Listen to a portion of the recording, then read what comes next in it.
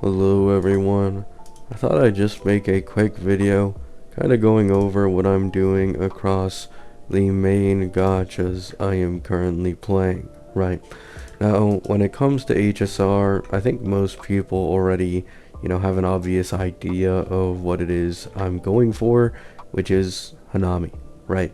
I do want to end up pulling Hanami. It's much more easily doable now because of the delay of 4.0, which gives me even more time to stack up Jades. So at this point, it's nearly guaranteed that I'll be able to afford getting Hanami on my HSR account, right? However, as of late, I haven't really been talking about my other games such as Wuwa, Bleach Soul Resonance, and ZZZ. Although, again, you guys should have a clear idea of what it is I want to go for on ZZZ. That's probably just going to be Ye Guang. You guys may have seen, I made a community post showing that I actually pulled Dial-In. They further increased the synergy of Dial-In and Ye Guang, even though Dial-In was already best in slot in the first place in one of the previous betas. And so with this, I decided that I would just pull Dial-In because, for those who don't know, Zhao is supposedly going to be free on the Void Hunter patch, similar to how Harumasa was free during Miyabi's patch. So this means I can just completely fulfill the Ye Guang team, and then I can go for copies for her if I wish, or just wait for her rerun to do that, right? But Ye Guang is 100% the character I'm most looking forward to. And I have been logging into ZZZ every day. I do stall the events because I am, more focused on Wuwa and especially Bleach Soul Resonance currently. However, I am trying to keep up with them as best as I can. Most of the time I may forget, to do events because of my memory, not because I don't want to do them. But yeah, that's kind of how it's going with ZZZ right now. I am playing it, but I'm not playing it, I'd say, consistently, mainly because I don't even need to in order to guarantee Ye Guang, since her banner is going to last the entirety of the next patch, and given the amount of pulls Void Hunter patches have had prior, I'd say it's basically a guarantee that I'd get her at this point. Right. Now, when it comes to Wuwa, I already made a community post on this today, a few hours ago, but the next DPS I plan to pull is Brant. You guys will know that of all the upcoming dripped Lahai Roy characters, the one that piqued my interest the most was pretty easily Mornai. I think she's really fucking hot, right? But she ended up being a third slot support character, meaning her damage is absolutely abysmal. So to kinda fix this, so I can pull her and still have her feel strong, I am planning to pull Brant and run him as a main DPS. Now, for those who don't know, Hypercarry Brant has been underrated for like quite a long time now. People really haven't even tried that, and they just go straight to Mono Fusion thinking it's like insanely better, and it is better, don't get me wrong, it has been. But it isn't better anymore. You see, a big issue with Hypercarry Brant, and the entire reason in the first place why it was that Mono Fusion was stronger as compared to Hypercarry Brant with Lupa, is the way Kuro designed Lupa, right? So, for the uninformed, going over here into the character section, Lupa gives buffs depending on how many fusion characters are on the team. However, it's not really equally distributed. It's not like you get a third of her buffs with one fusion member, or sorry, half, and then the other half with another fusion member on the team with her. It's actually very biased towards specifically Mono Fusion, right? So, let me see, where is it actually? Hold up. Is it in her Resonance lib? Maybe not. Oh no. It's not in her Resonance lib. It is where? Well, I'll just fast forward to when I find it. Okay, so I finally found it. It's this thing over here. And as you can see, right here, it says that for each other fusion resonator on the team, you ignore 3% fusion res, right? So once you have one other fusion member on the team, I think you get a total of like 6% fusion res shred. However, there's a specific part over here where it says when you get mono fusion in the team, Resonator's attack further ignore 6% fusion res, and that is additional, right? So you go from having, I believe, 6% fusion res shred with 2 fusion units on a team to having 15% fusion res shred when you have 3 fusion units on the team.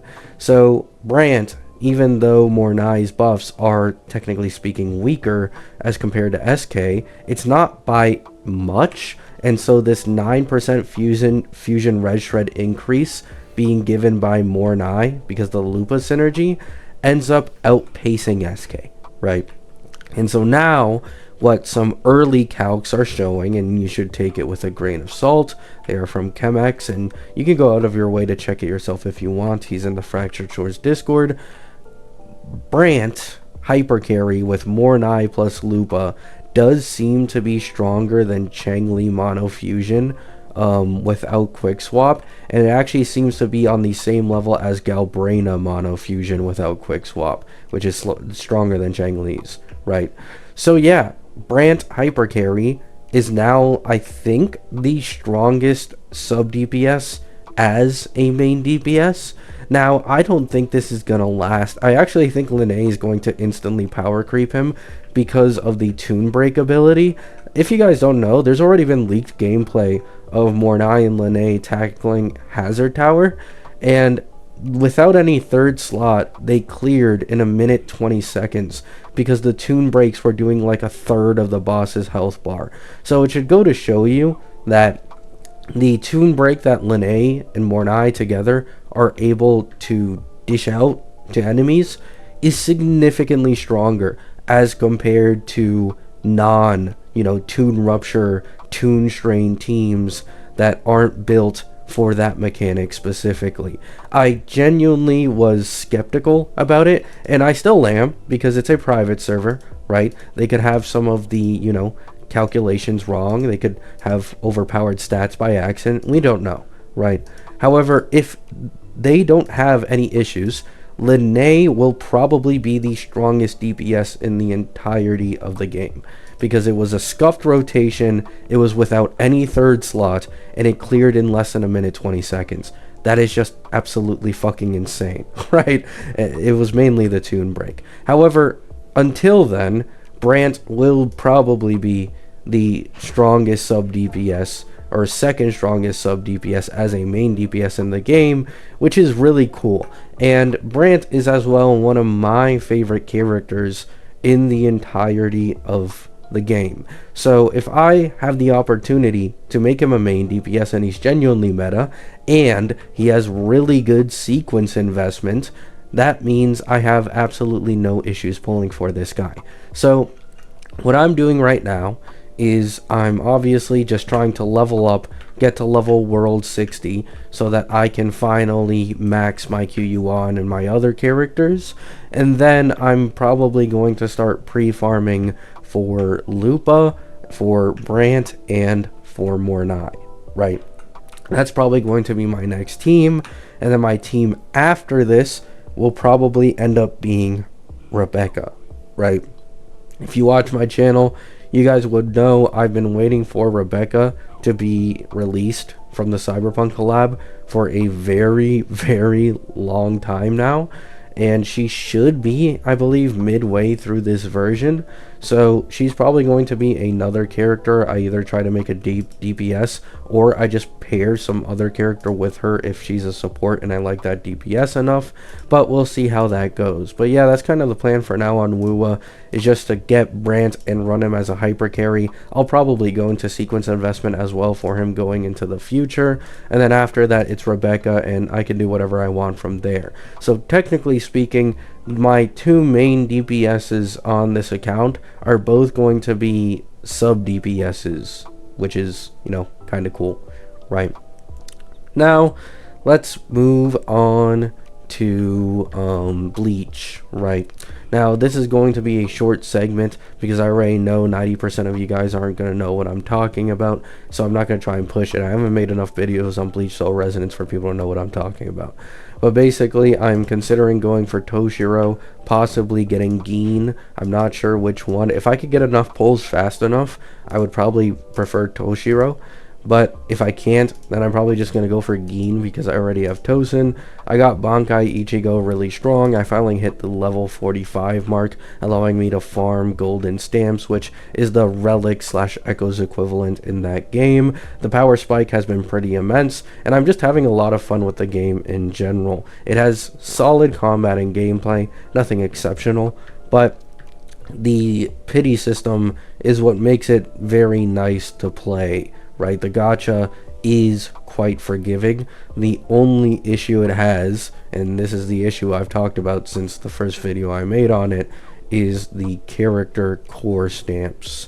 Those are completely RNG, and they do seem to be the money milker for, you know, that gacha game because of how generous, I should say, the character and weapon banner are, right?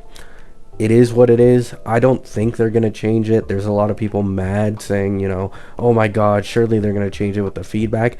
I don't think they're going to change it. I think these character stamps being as tedious to get as they are is just made on purpose, and you can especially tell because of the fact that they're selling packs of $25 or $20 to sell one of these character core stamps guaranteed. Like, that's just how rare they are. Right, so we'll see. Maybe I could be proven wrong going into the future, but I really just don't see them changing the monetization around the character core stamps. So yeah, that's kind of everything I'm focusing on across all my gachas that I'm currently playing. Let me know if you guys have any thoughts down in the comments. I may answer a few of them. I've already almost completely recovered from my sickness, so I'll probably get back to making the regularly scheduled videos I make quite often, and peace out.